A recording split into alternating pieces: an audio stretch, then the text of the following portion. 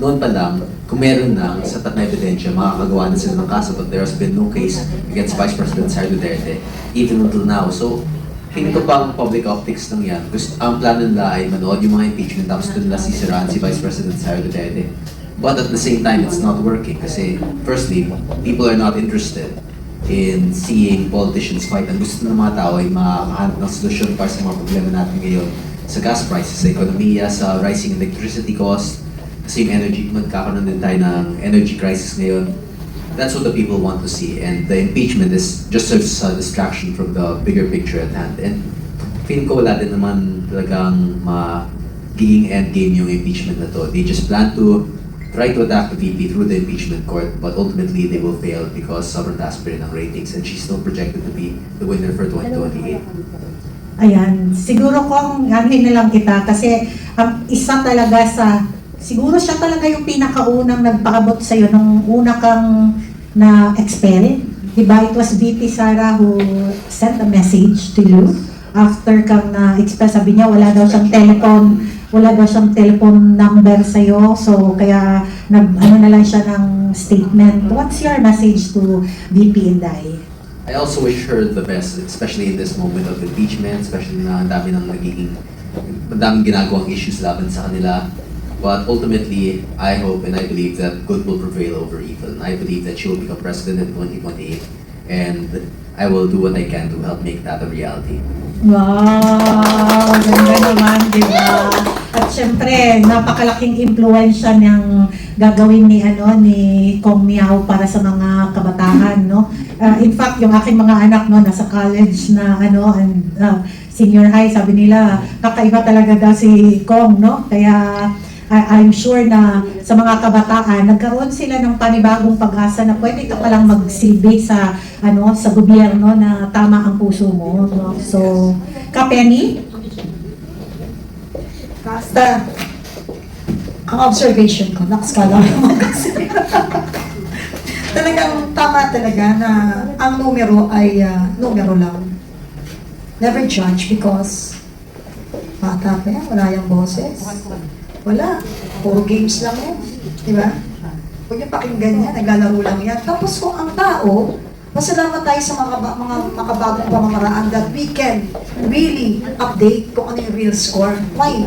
Kasi dati kapag kung ano yung inilabas sa news, yun lang ang totoo para sa atin. Kung sino lang yung nag-wave ang pambayad sa media, sa commercial, yun na iboboto natin. Pero ngayon, because of this new mga makabagong pamamaraan, we cannot fool yung Filipino people. And I thank God sa pagbibigay mo ng mga dunong sa mga tao para magkaroon ng ganitong makabagong pamamaraan. Para mabawasan naman.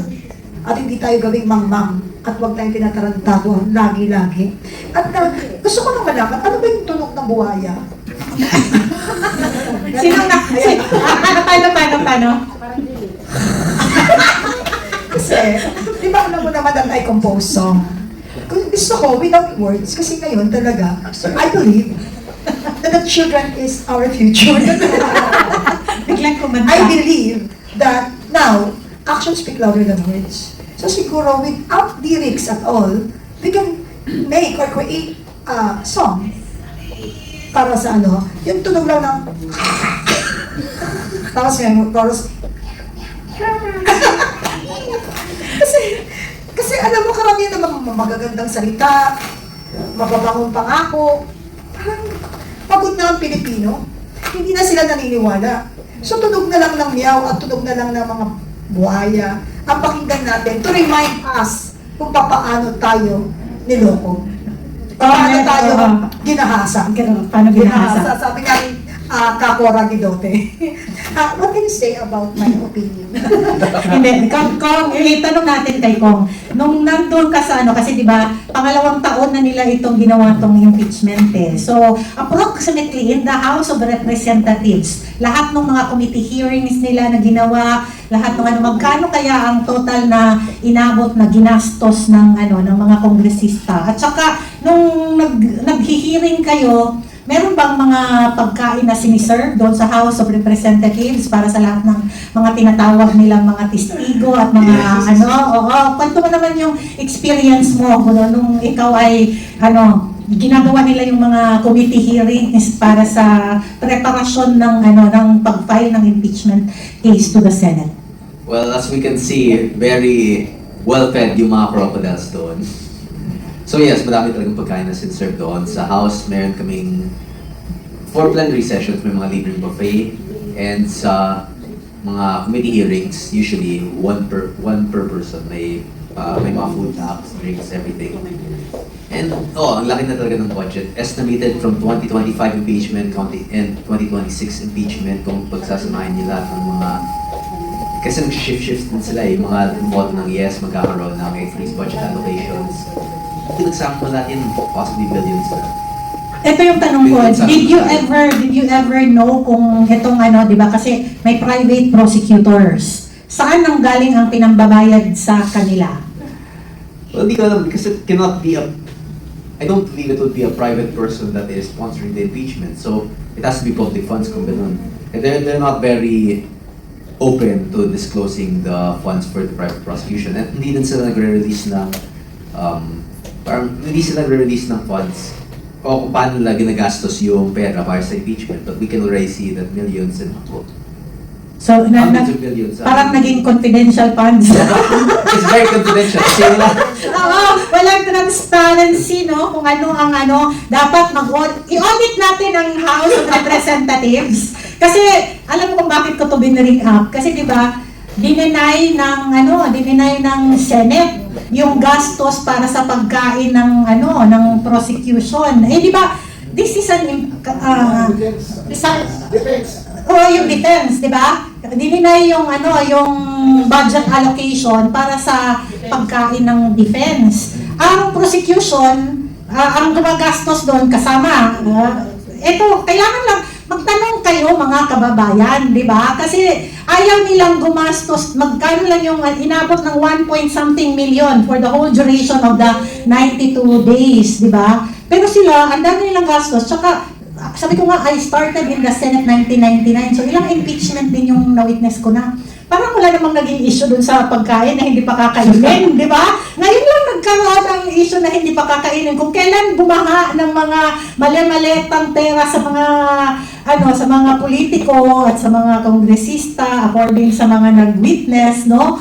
Ngayon pa sila walang mapakain. Kaya iniisip ko tuloy, sino ba kumakain? Sabi mo, ang daming pagkain doon sa House of Representatives. Kaya siguro sobrang tumaba ni Kong Tulfo.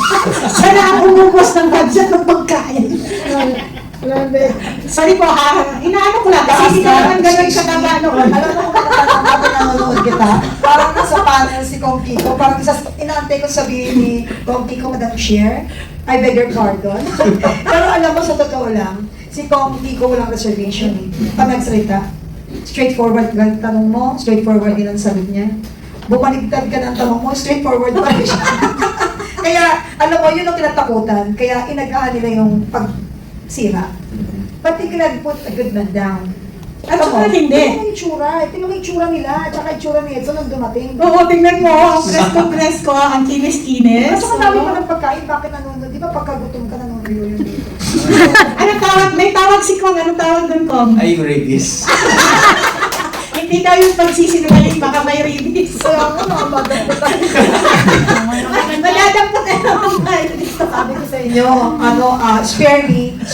Yes lang po ako rito Ako po, please spare me, sila lang po. Kasi po, May director po kami rito. Ako po kasi yung magdadala ng food pagka kinuha niyo. So hindi kayo Ralph Tulfo idadalhin ng pagkain, ha? Pwede ba siya na lang ang mag-donate ng pagkain para kay Total, gumagastos naman siya ng magkano yun sa isang dinner lang? 700,000 yun, di ba?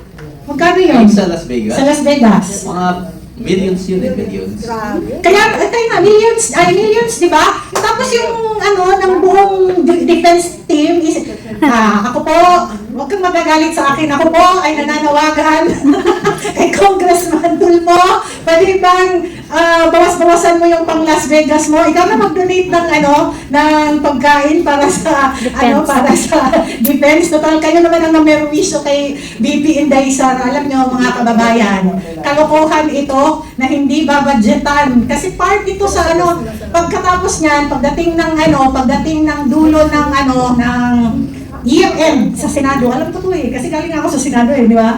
Pagdating ng year-end sa sa Senado, magsusoli sila ng pera, may porsyento yan Sulit ka na, di ba? Savings. Tapos gagamitin nila for whatever na gusto nila sa savings nila. Huy, kasi sabi ni Kapunan, huy! Kami naman ngayon mag-uhuy sa inyo.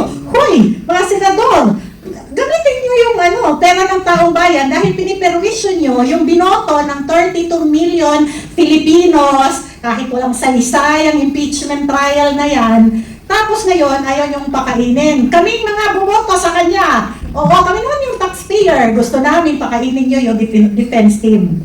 Sinabi ba, hoy? Oo, sabi ko, hoy, buloy. Hoy, don't answer. Don't answer. Don't answer.